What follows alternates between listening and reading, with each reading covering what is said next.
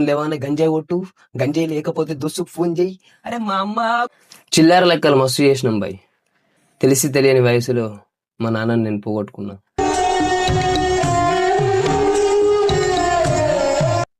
నాన్న లేని సమయం నుంచి ఇప్పటి వరకు మనని దేకింది ఎవరు లేడు, ఒక అమ్మ తప్ప.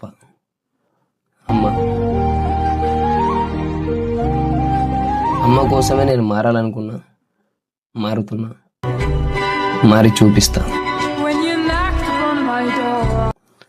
ప్రతి ఒక్కరికి ఒక కోరిక ఉంటుంది బ్రో. ఏంటంటే అరే నేను బి సంపాదించాలా, నేను బి ఒక మంచి బ్రాండెడ్ బట్టలు వేసుకోవాలా, ఇల్లు మంచిగా మలుచుకోవాలా.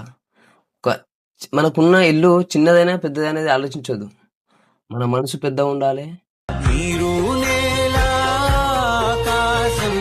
ఇల్లు చిన్న ఉన్నా పర్లేదు, సంపాదన చిన్న ఉన్నా పర్లేదు, జ్ఞానం పెద్ద ఉండాలి, ఆలోచనలు పెద్ద ఉండాలి, మనం ఎదుటి వారితో మాట్లాడే ఆ పద్ధతి పెద్ద ఉండాలి.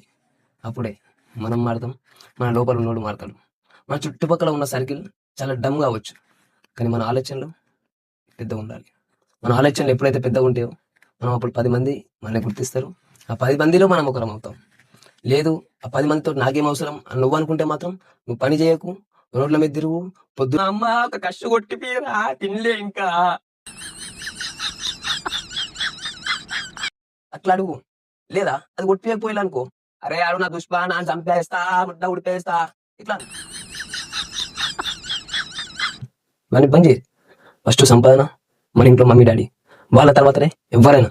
వాళ్ళని మనం కోల్పోయినాం అనుకో మన జీవితాలకి అర్థం సున్నా. నువ్వు డల్లప్ప అంటారు, చిల్లర మేకడే. మారా మేకలోడే మారు.